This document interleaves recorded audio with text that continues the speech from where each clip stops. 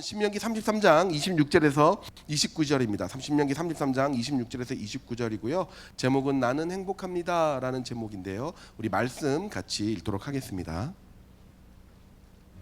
여수르니여, 하나님 같은 이가 없도다. 그가 너를 도우시려고 하늘을 타고 궁창에서 위엄을 나타내시는도다. 영원하신 하나님이 네 처소가 되시니 그의 영원하신 팔이 네 아래에 있도다. 그가 네 앞에서 대적을 쫓으시며 멸하라 하시도다. 이스라엘이 안전히 거하며 야곱의 샘은 곡식과 새 포도주의 땅에 홀로 있나니 곧 그의 하늘이 이슬을 내리는 곳에로다. 이스라엘이여, 너는 행복한 사람이로다. 여호와의 구원을 너가 지어든 백성이 누구냐? 그는 너를 돕는 방패시요 내 영광의 칼이시로다. 내 대적이 내게 복종하리니 내가 그들의 높은 곳을 밟으리로다. 아멘. 아멘. 여러분, 우리는 누구나 행복이라는 것을 꿈꿉니다. 여러분, 중간고사 때 이렇게 질문해서 미안해요. 근데 그냥 이해해 주시고, 행복하세요?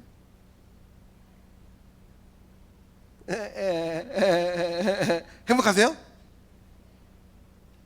여러분의 전 인생을 봤을 때 여러분 행복한 삶이세요? 그런데 우리는 늘 행복을 꿈꾸며 살아가요. 그죠? 행복하기를 원하잖아요. 그죠? 어떻게 하면 행복할 수 있을까요? 어떻게 하면? 오래 살면? 오래 살고 젊게 살면 행복할까요? 목사님처럼 막 엄청 동안이고 이러면 행복할까요? 맞잖아. 맞아, 아니야? 맞지? 동안이면 행복할까요? 여러분, 중국의 진시 황제라고 아시죠? 너무 큰 권력을 누리다 보니까 이 권력이 너무 좋아서 어떻게든 죽고 싶지 않아. 그래서 영생을 구하는 삶을 살았어요. 불로초라는 것을 얻어서 그것을 먹으면 영원히 살 수 있을 것이다 생각하고 신하들을 막 보내서 불로초를 캐오게 했어요. 어디든지 찾아라. 그래서 여기 우리나라 제주도까지 왔었어요. 제주도까지 와가지고 불로초라고 생각되는 것들 다 캐가서 먹었는데 49살에 죽었어요. 일사병으로. 평생을 행복하게 오래 살려고 하다가 더 일찍 죽어버렸어. 브라이언 존스라는 사람이 최근에 되게 이렇게 떠올랐어요. 미국의 한 기업의 대표인데 이 사람이 46살이거든요. 지금 이분이 46세처럼 보여요? 그럼 몇 살처럼 보여요? 50대? 30대? 30대로 보여요? 진짜? 성공했네. 우와, 씨. 46살인 기업 대표인데 이 사람이 자기 목표가 자기의 몸을 18세의 몸으로 만드는 게 목표예요. 그래서 나는 늙지 않는 게 평생의 목표로 하고 안티에이징이라고 하죠. 노화를 안 되기 위해서 자기 몸에 1년에 26억 원을 투자합니다. 젊어지기 위해 26억 원을 써요. 1년에. 26억 원이라고 하니까 여러분 어느 정도 돈인지 모르겠죠? 대부분은 평생 모아도 안 될걸? 그걸 1년 만에 다 써요. 26억. 일과를 한번 말할게요. 26억을 어떻게 쓰는가? 이게 내가 찾아봤어요. 야, 26억짜리 인생은 어떤가? 찾아봤죠. 어떻게 하면 젊어지는가? 매일 5시에 일어나야 된대요. 이거부터 싫어. 매일 5시에 일어나는데 어떻게? 그리고 30명의 전문의 의사가 자기 몸을 체크해요. 매일 자기 몸을 체크하고 식단은 오직 채식으로만 끓여요. 브로콜리 샐러드 원두커피. 하루에 딱 1977칼로리만 먹어요. 1977칼로리. 여러분, 요 2000칼로리 미만은 아주 균형적인 다이어트 식단이거든요. 그러니까 여러분이 흔히 생각하는 갈비, 삼겹살 이런 거 다 쳐! 없어! 그런 거 먹으면 안 돼. 잡곡밥 조금, 하루 세 끼, 뭐 식빵 한 조각, 그리고 잼 바르면 안 돼. 그리고 요거트 플레인으로, 딸기잼 들어가면 안 돼. 콜라 안 돼. 저녁 6시 이후로 식단 안 돼. 그래서 1977칼로리를 매일 먹어요. 그리고 매일 1시간 이상 열심히 운동을 해야 되고요. 매일 먹는 영양제의 개수는 24개. 그리고 매일 바르는 영양크림은 7개를 바릅니다. 그리고 블루라이트가 피부에 좋지 않기 때문에 자기 전에 핸드폰 금지. 그렇게 한 결과 신체 나이가 41세로 떨어졌대요. 46세에서 41세로. 굳이 26억을 들여서? 근데 더 중요한 거는 뭐 그래도 그렇게 살 수 있지. 돈 있으면 뭐 26억을 들여서 막 이렇게 고생해가지고 내가 46세지만 41세처럼 살 수 있겠죠. 안 죽나? 안 죽나? 죽지. 언젠간 죽잖아요. 안 늙나? 천천히 늙느냐 빨리 늙느냐의 차이지. 그리고 새벽 5시에 매일 일어나면 행복한가? 저는 매일 새벽 5시에 일어나요. 오늘은 교회에 새벽 4시 20분에 출근했어요.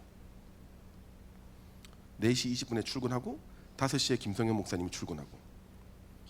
우리 둘 다 안 행복해요. 행복한가? 그러면 26개의 약을 매일 먹으면 행복한가? 그래봤자 죽잖아요. 그러면 26억을 들여도 우리는 우리가 생각하는 행복을 찾기가 어렵다는 얘기예요. 그죠? 잠깐 만족감을 누릴 수는 있겠지. 여러분, 만족이 행복이 아니에요. 만족은 시간이 지나면 끝나는 거예요. 만족이 행복이 아니에요. 오늘 하나님은 신명기를 통해서 우리에게 아주 놀라운 말씀을 해요. 행복을 찾을 수 없는 26억을 들여도 우리가 생각하는 행복의 가치를 찾을 수 없는데 하나님 우리에게 이미 이렇게 이야기합니다. 딱 읽어볼까요? 시작. 이스라엘이여 너는 행복자로다. 하나님이 우리 보고 야 너는 행복한 사람이야 라고 이야기합니다. 아침 11시에 일어나기도 힘들고 하루에 2000칼로리가 아니라 한 끼에 2000칼로리를 처먹고 중간 기말고사를 매번 스트레스 가운데 짜증내면서 쳐내야 하는 우리가 행복한 사람이라고? 라는 생각이 들 수 있죠. 여러분 이 질문을 우리는 해결해야 돼요. 왜 우리가 행복한 사람이고 우리는 왜 행복한 사람이 될 수 있는 자격이 주어졌는가요? 우리가 흔히 행복이라는 것을 이야기할 때 제일 먼저 사용하는 방법이 비교입니다. 비교. 그러니까 자꾸 행복이라는 것을 비교라는 방법을 통해서 획득하려고 해요. 내가 저 사람이 10,000원짜리 밥을 먹으면 나는 50,000원짜리 밥을 먹으면 행복하다라고 생각해요. 저 사람이 1,000원짜리 신발을 신으면 나는 10,000원짜리 신발을 신으면 나는 행복하다라고 그렇게 비교해서 우위를 점하면 행복하다라고 생각하기가 쉽습니다. 어느 정도 약간 더한 만족감을 줄 수는 있어요. 완전 동일한 조건이라는 50,000원짜리가 재료가 더 좋으니까 맛이 더 좋을 수 있겠죠. 그런데 그게 과연 진짜 행복일까요? 여러분 삼겹살, 비싼 삼겹살을 먹는다고 칩시다. 우리 인생에 가장 맛있는 고기 삼겹살. 아 생각만 해도 행복하죠.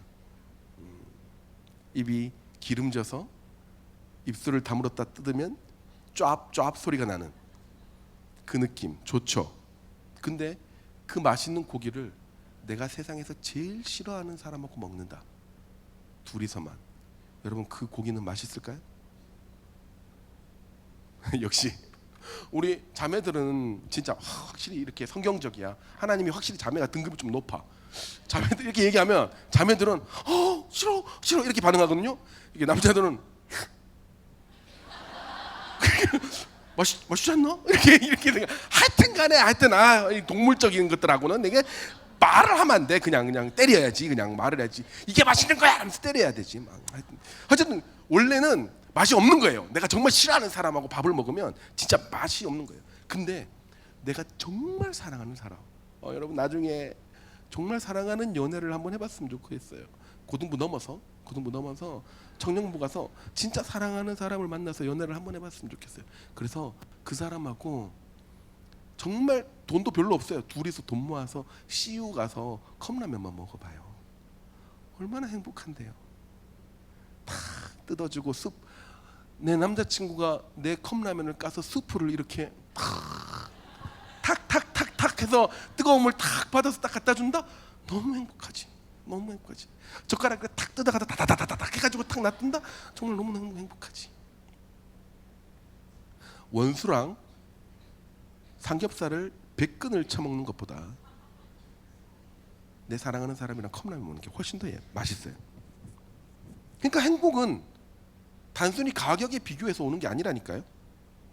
여러분, 제가 제일 맛있게 먹은 음식이 예전에도 제가 한번 이야기해 본 적이 있는데, 여러분 저는 뭐 맛있는 거 많이 먹어봤죠. 보시다시피 많이 먹어봤지만, 근데 내가 이때까지 아직도 기억에 남는 최고로 맛있는 음식은 바로 비빔밥이었어요. 비빔밥. 목사님, 비빔밥은 정말 흔하디 흔한 음식 아닌 거예요? 맞아요. 흔하디 흔한 음식이었는데, 제가 강원도의 청옥산에 혼자 여행 갔다가 길을 잃어버리는 바람에 산에서 실족해가지고, 그래서 탈수 현상이 와가지고 거의 진짜 죽다 살아나다가 제 배낭에 있는 유일한 먹을 수 있는 것, 치약을 짜먹으면서 내려왔거든요. 정말 대굴대굴 굴러서 왔어요. 온몸에 흙을 묻혀서 정말 몇 번이나 넘어지고, 사람이 산에서 실족하면 이래서 죽는구나 라고 하면서 그냥 그렇게 했거든요. 그러다가 어떻게 해서 내려오게 됐는데, 딱 처음에 보이는 식당에 들어가서 비빔밥을 딱 시켰거든요. 와, 진짜 밥을 이렇게 딱 비비지도 않아. 한 2번 툭 하고 난 다음에 내가 한 숟갈 먹었거든. 진짜 거짓말하고 한 숟갈 먹었거든요. 없어. 여러분, 그런 경험 해. 정말 한 숟갈 딱 먹었는데 없네? 이런 경험. 정말 나는 세상에서 그게 제일 맛있었어요. 그러니까 여러분, 비싸고 싸고가 중요한 게 아니라 내가 어떤 상황에서 어떤 기분과 누구와 먹는가가 우리의 행복을 더 결정한다니까요. 그 조건이 다른 데 있다고요. 조건이. 우리 돈 아무리 많이 벌어도, 수십억을 벌어도 하루에 5끼 먹는 거 아니잖아요. 또 남자들 또 이렇게 그럼 우리의 행복을 결정하는 건 뭘까요? 비교를 통해서 내 잠깐의 만족, 내 마음의 안위를 잠깐 얻는 것 말고 절대적인 우리 행복의 조건은 무엇일까? 하나님 그것을 이야기하는 거예요. 왜 우리는 행복한 사람인가? 오늘 먼저 본문을 살펴보면, 신명기는 제가 신명기 설교를 올해 참 많이 했다, 그죠? 근데 신명기 다시 한번 이야기하면 PPT 열어주세요. 신명기는 40년의 광야 생활을 마치고 이제 가나안 땅에 들어가기 직전에 모압 땅에 있는 비스가산에서 모세가 백성들에게 너희들은 가나안 땅에 들어가면 이렇게 살아라라고 유언처럼 한 설교 3편을 모은 것이 바로 신명기라, 이렇게 제가 이야기했어요. 그러니까 너희가 가나안 땅에 들어가면 이렇게 살면 축복을 받고 이렇게 살면 저주를 받는다라는 권면, 거룩한 명령, 그것이 신명기라고 제가 이야기했습니다. 그중에 특히 오늘 우리가 읽은 이 신명기 33장과 또 34장은 신명기 중에서 진짜 유언 같은 말이에요. 왜냐하면 이 본문을 말하고 모세는 바로 죽어요.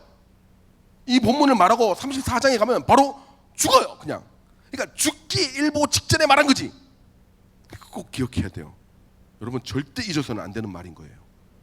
모세가 죽기 일보 직전에 한 말, 너는 행복한 사람이다, 이렇게 이야기한 거예요. 유언 잘 들어야 돼. 여러분, 특별히 나와 아주 가까운 사람이 유언 비슷한 말을 하면 잘 들어야 돼요. 돈을 어디다 숨겼는지 이런 거 잘 들어야 돼. 기사 중에 여러분 우리 선생님들 아실 거예요. 량현량하라는 가수 혹시 아세요? 조금씩 뭐 이렇게 무슨 뭐 하여튼 정말 어릴 때 가수로 데뷔를 해가지고 이 쌍둥이였는데 진짜 성공했던, 완전 빅히트를 쳤던 쌍둥이 힙합 가수였었거든요. 여러분이 태어나기 전에 이 친구가 요즘엔 이렇게 생겼어요. 근데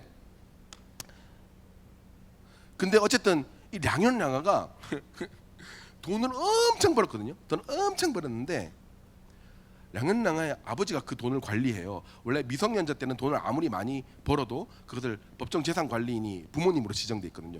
부모님이 그 돈을 다 관리를 했어요. 아버지가 다 관리를 했는데 아버지가 돈을 은행에 안 맡기고 은행을 못 믿겠다 그렇게 하시고 다 현금으로 바꿔서 어디다 숨겨놨는데, 그게 그때 당시에 돈으로 한 50억 정도 된대요.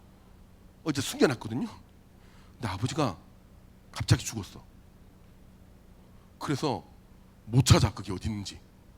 아버지가 하도 꼼꼼하게 찾아놔가지고 숨겨놔가지고. 그러니까 여러분 죽기 전에 잘 드러나야 돼요. 이 사람이 주로 하는 말을 그래 양현나가 뭐라 그랬냐면 아버지 돌아가시기 전에 잘 들어놓을 걸, 아버지 말 잘 들어놓을 걸 이렇게 이야기해요. 죽기 전에 잘 들어놔야 돼. 모세가 죽기 전에 가장 중요한 말들을 한 게 신명기고 그 중에서도 유언 죽기 바로 직전에 한 말이 바로 오늘의 본문이에요. 잘 드러나야 돼.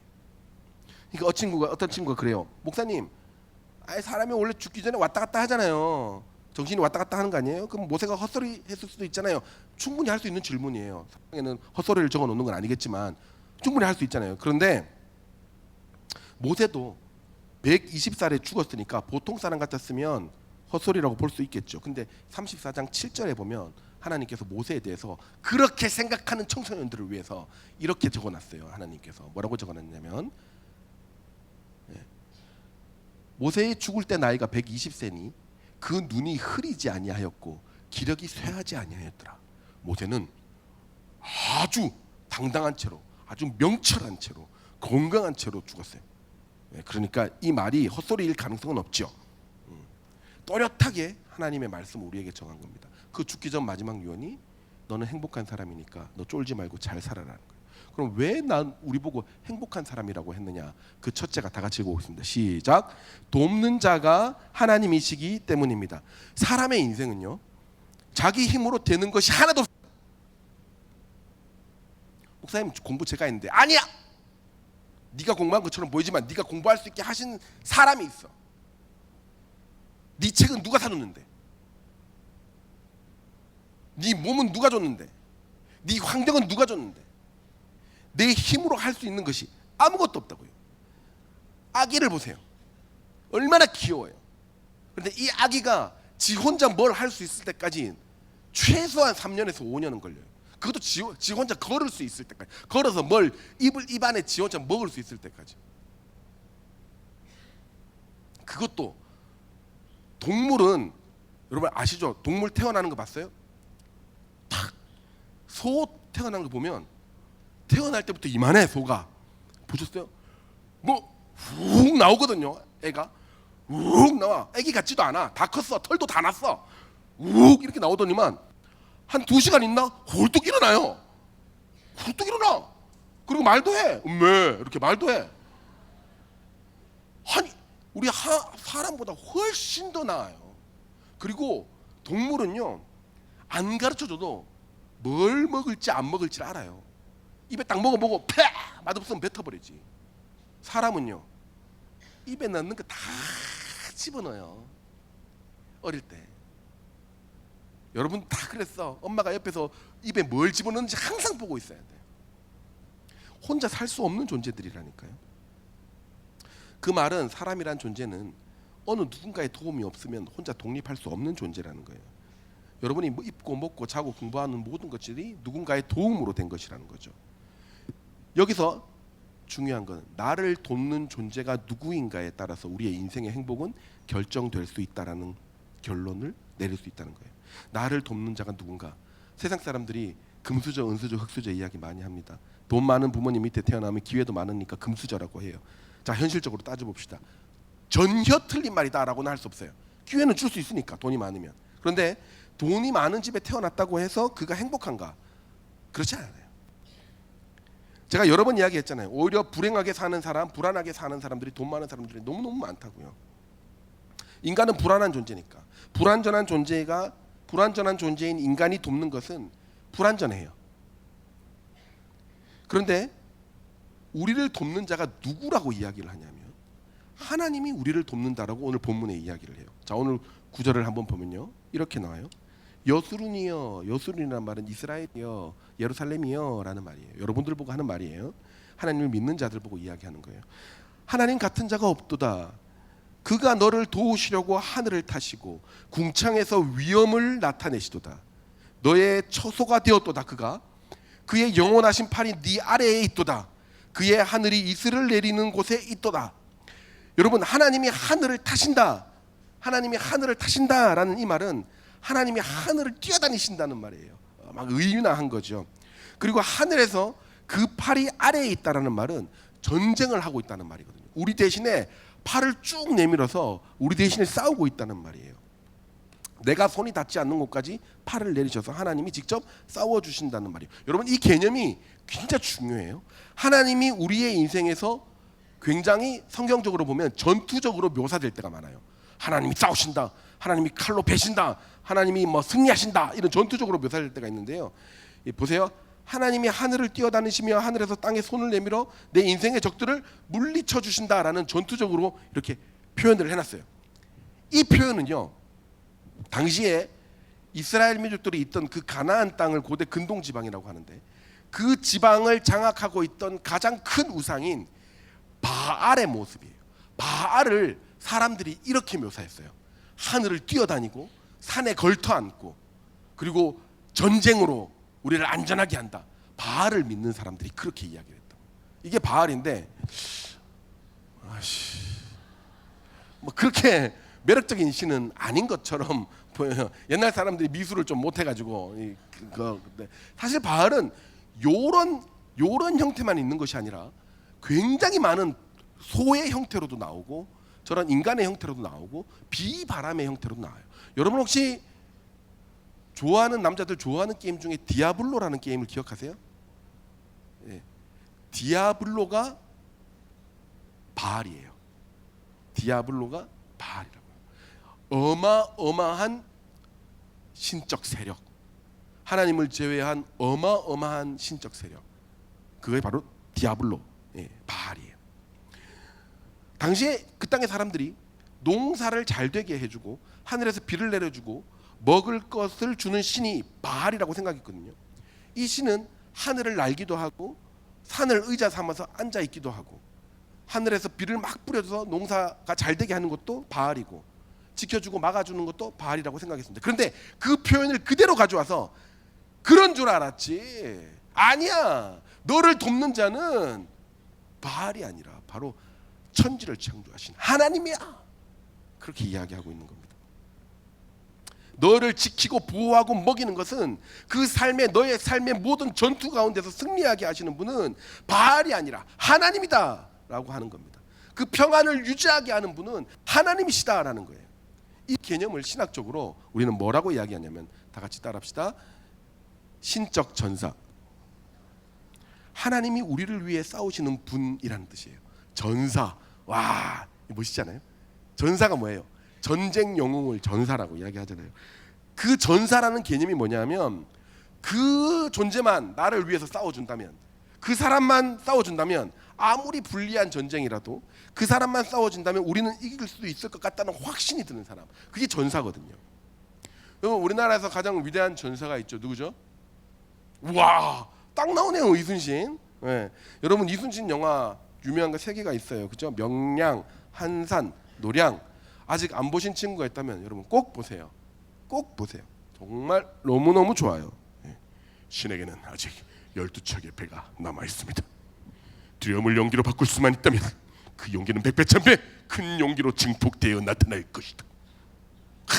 진짜 기가 막힌 말이죠. 제가 이게 명량 보고 한산 보고 너무 감동을 받아가지고요, 제가 한산도를 갔어요. 그래서 이순신이 진짜 싸운 데를 이렇게 산에 올라가서 봤거든요. 와, 진짜 기가 막혀요. 진짜 기가 막혀요. 와, 어떻게 여기서 이 섬에서 저기를 받고 저 물기를 받고, 진짜 전략적 천재구나. 저 한산도를 진짜 샅샅이 뒤지면서 찾아다니면서 저랬구나. 그래서 이순신의 저기 훈련장 이순신의 훈련장에 가서 한산섬 달 밝은 밤에 수루에 혼자 앉아 큰 칼 옆에 차고, 그 시를 지은 곳이거든요. 거기에 탁 써갖고 이순신처럼, 저런 전사, 얼마나 좋았는지. 비록 큰 칼은 없었고 나는 큰 빵이 옆에 있었지만 얼마나 멋있었는지 몰라요. 여러분, 이 이순신과 같은 전사가 중요했던 이유는 뭐냐면요, 전사가 싸움을 잘하는 것도 중요하지만 그 전사가 나와 함께 있다는 것은 우리에게 말할 수 없는 안정감과 평안함을 주거든요. 그 싸움이 시작도 안 했는데 그 전사가 딱 옆에 있으면 이겼다. 이겼다. 이번 싸움 내가 승리하겠네 라는 용기가 생긴다는 거예요. 하물며 우리 하나님이 내 인생의 신적 전사가 되어 주신다면 여러분, 우리가 누릴 수 있는 평안함은 상상을 초월하는 거죠. 하나님이 우리 인생의 전사가 되어 주셔서 우리를 위해 싸우고 계심을 믿으시기 바랍니다.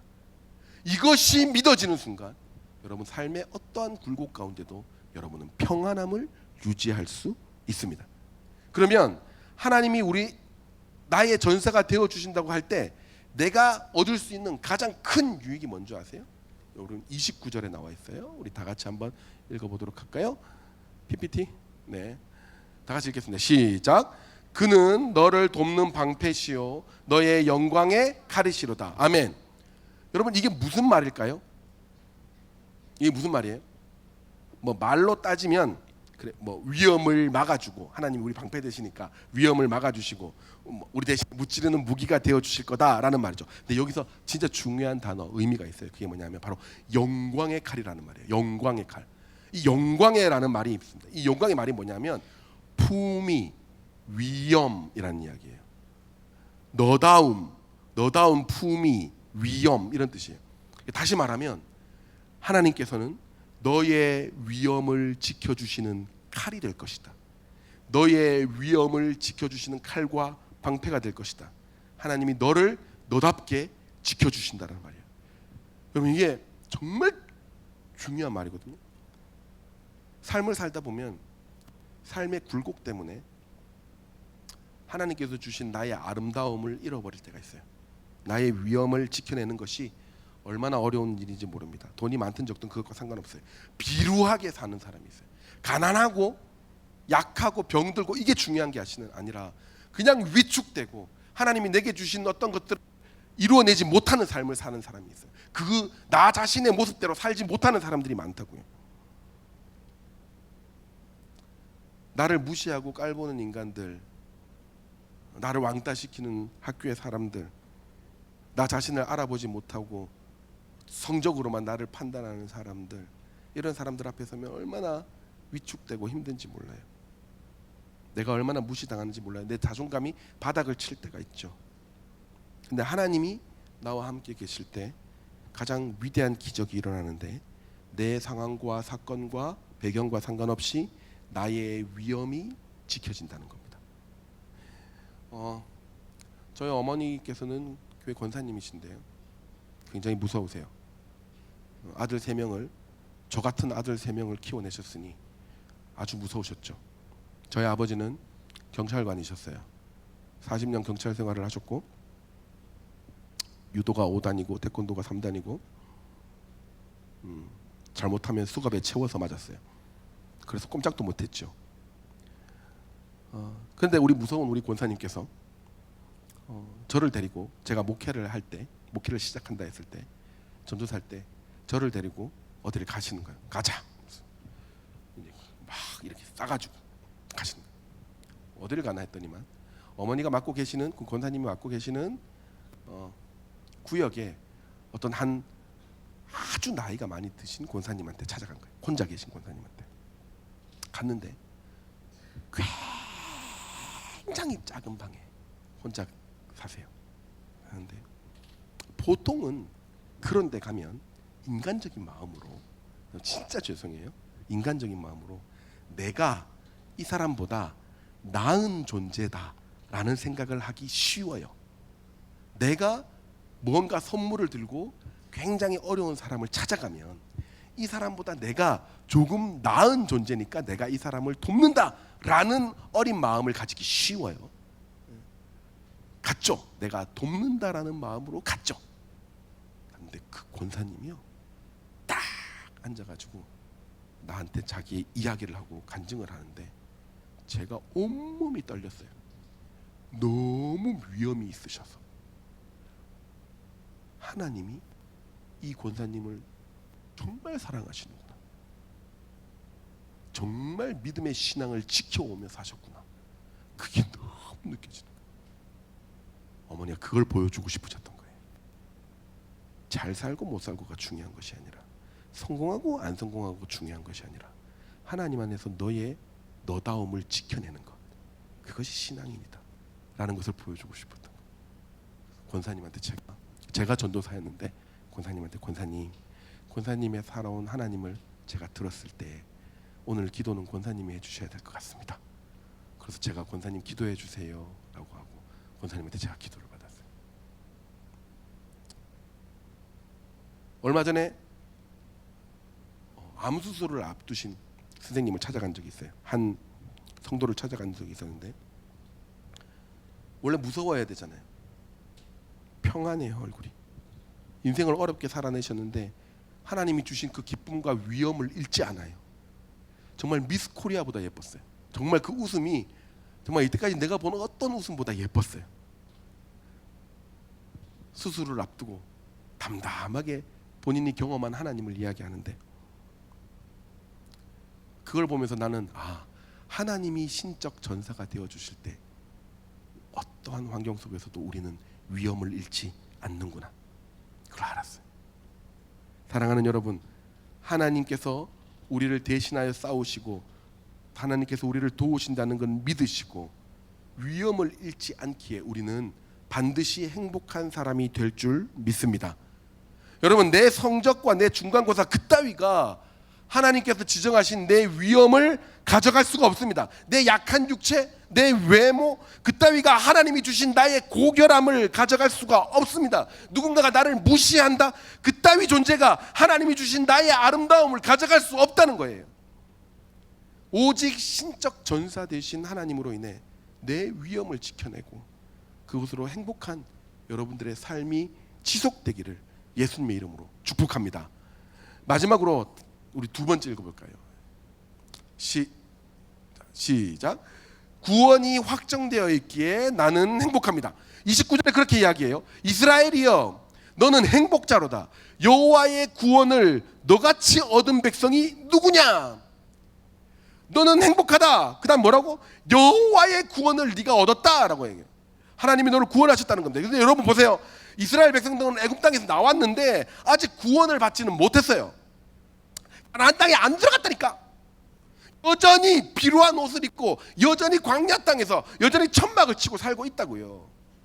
그런데 하나님이 너는 구원받았다라고 확정적으로 이야기하시는 겁니다. 이것은 하나님께서 이미 이들이 가나안 땅에 안전하게 들어갈 것을 예정하셨다는 겁니다. 정해놓으셨다는 거예요. 미래가 예정됐다는 것이죠. 미래에 내가 승리했다는 것을 아는 것만큼 여러분, 우리에게 안정감과 행복감을 줄 수 있는 것이 있을까요? 내 인생이 행복하지 않다고 느끼는 이유가 뭔지 아세요? 미래가 어떻게 될지 몰라서 그래요. 내가 죽으면 어떡하지? 내가 병들면 어떡하지? 내가 잘못되면 어떡하지? 근데 그 모든 게 하나님 안에서 해결됐다는 거예요. 구원이라는 단어 하나로. 이 구원이 하나님 안에서 결정되는 순간 죽어도 괜찮아, 병들어도 괜찮아, 실패해도 다시 일어날 것이 확정되어 있으니까 괜찮다는 겁니다. 그래서 여러분에게 권면합니다. 여러분, 조금 실패하고 지금 조금 모자라도 지금 조금 못한 거 괜찮습니다. 오늘 마지막 절을 보세요. 너의 대적이 너에게 복종하리니 네가 그들의 높은 곳을 밟으리로다. 여기서 대적이라는 것은 내가 싸워야 할 대상을 이야기해요. 어떤 건지. 그가 내게 복종한다, 엎드린다라고 이야기해요. 그리고 내가 높은 곳을 밟으리로다 라는 말은 내가 엎드린 그의 등을 밟는다라는 말이에요. 근데 여기서 밟는다는 단어가 진짜 중요해요. 이게 뭐냐? 다라크라는 이 단어를 쓰는데요. 이 단어는 성경에 여러 곳에서 나오는데 어떨 때 쓰이냐면 내가 주권적으로 살아내는 것, 주권적으로 행동하는 것을 내가 밟는다라고 표현을 합니다. 사람이나 땅이나 자연에 대해서 내가 주권을 행사할 때 사용하는 겁니다. 내가 하나님께서 신적 전사가 되시고 하나님께서 우리의 구원을 결정해 놓으셨을 때 여러분, 나는 내 인생이 누군가한테 휘둘리는 인생이 아니라 주권적인 인생이 된다는 거예요. 여러분, 다시 내가 다라크 한다는 것은 내가 하나님이 주신 내 삶을 주권적으로 살게 된다는 겁니다. 이제껏 세상이 원하는 삶, 끌려가는 삶, 노예와 같은 삶을 살았다면 하나님이 도우심으로 내게 주어진 삶을 다라크함으로써, 밟고 일어섬으로써 당당하게 내가 살 수 있게 된다는 겁니다. 어떻게 그렇게 할 수 있냐? 하나님이 이미 구원하셨으니까 그 예정에 대한 믿음으로 우리는 살아낼 수 있다는 겁니다. 사랑하는 여러분, 시험 준비하느라 조금 힘드실 겁니다. 조금 잠 못 자고 조금 이해 안 되고 그럴 거예요. 특히 고3들 쉽게 이겨내지 못하는 부분들이 분명히 있을 거라 생각합니다. 때로는 하나님이 나를 도우시는가에 대한 의심이 있을 수도 있고, 때로는 내년에 나는 과연 잘 갈 수 있을까라는 미래에 대한 불안함이 있을 수도 있을 겁니다. 그러나 하나님의 구원을 우리가 신뢰하기만 한다면 신적 전사 되신 하나님께서 우리의 삶을 싸우고 계시며 우리의 위험을 지켜주신다는 것을 우리가 신뢰할 때에 우리는 우리의 삶을 다라크하게 되고 또 당당하게 살아낼 힘이 생기는 것을 믿습니다. 하나님이 계시기에 우리는 언제든지 어디서든지 어떤 삶이든지 행복할 수 있음을 기억하고 이번 한 주에 겁내지 말고 담대히 살아내시는 여러분 되시기를 주의 이름으로 축복합니다. 제가 이제 오늘 이거를 준비하면서 찬양을 하나 이제 봤는데요. 뭘 부를까 하다가 여러분 예수 이름 높이세라는 찬양이 있어요. 이 찬양을 보면 제가 가사를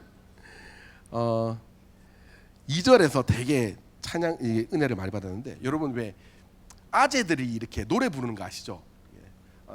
나는 진짜 아재가 아니고 싶은데 그 아재들 특징이, 아저씨들의 특징이 뭐냐면 뭐든지 다 노래를 좀 해요. 그러니까 택배가 왔네 이러면서 이제 택배 가지러 가고, 양말이 어딨나 여기 있네 양말 이러면서, 이게 아재들의 특징이거든요. 그냥 청소년들은 양말 어디 있어? 이러고 양말 딱 갖고 오는데, 꼭 아재들은 보자 양말이 어딨나 이러거든요. 오늘 이제 제가 이제 양말을 신으면서 아침에 무슨 찬양을 할까 하면서 이제 아침에 이렇게 새벽에 양말이 어딨노 하다가 딱 생각이 났어. 수많은 무리들이 줄지어. 근데 그게 아재들의 특징이 뭐냐면 가사가 온전하게 생각이 안 나요. 그래서 나오는 대로 부르거든요. 나오는 대로. 아마 여러분들도 나하고 친한 사람 알 거예요. 내가 찬양을 정말 열심히 하는데 다 틀려, 가사가 다 틀려. 그게 제가 수많은 무리들이 줄지어를 부르는데 2절이 딱 생각이 나는 거예요. 나의 계획이 실패하고, 여기까지 딱 좋았어요. 근데 이게 가사가 뭐냐면, 나의 계획이 실패하고 나의 소망이 끊어질 때 삶의 주관자 되신 그분 앞에 나의 무릎을 꿇어 경배하네. 나의 삶을 그분께 맡길 때 비로소 나의 마음은 평안해. 이게 이제 그 가사거든요. 근데 내가 가사가 다 기억이 안 나니까 그냥 다 붙여 불러요. 그래서 나의 계획이 실패하고 비로소 나의 마음 평안해 이렇게 불렀거든요. 너무 웃긴 거야. 내가 부르고 나니까 아이고, 나의 계획이 실패했는데 비로소 나의 마음이 평안해. 근데 새벽에 벽산 아파트를 딱 지나오면서 이 찬양을 하다가 우와, 너무 은혜 받았어. 나의 이 아재성에. 여러분, 나의 독단적인 계획이 실패했을 때 하나님이 내 삶의 주관자 되시고 하나님이 나를 대신해 싸워주실 때 나에게 진짜 평안이 임하는 거예요. 나의 계획이 실패하고 비로소 나의 마음 평안해. 내가 싸워내는 인생이 아니라 하나님이 싸워주시는 인생이 된다라고 확신이 드는 그 순간 나는 그때 평안을 누릴 수 있는 거예요. 여러분, 내 인생 내가 싸워내봤자 늘 불안해요. 근데 내 인생 망해도 괜찮아. 시험 망해도 괜찮고 돈 좀 안 돼도 괜찮고 실패해도 괜찮아. 근데 내 계획은 무너졌지만 신적 전사 되신 하나님이 나를 붙들고 대신 싸워주신다라는 믿음이 들면 그때 비로소 내 마음은 진정한 평안 가운데 임하게 될 줄 믿습니다. 그 평안을 누리시는 이번 시험 기간 내에 여러분들 되시기를 예수님의 이름으로 축원합니다. 우리 함께 찬양하며 주님 앞에 나갈까요?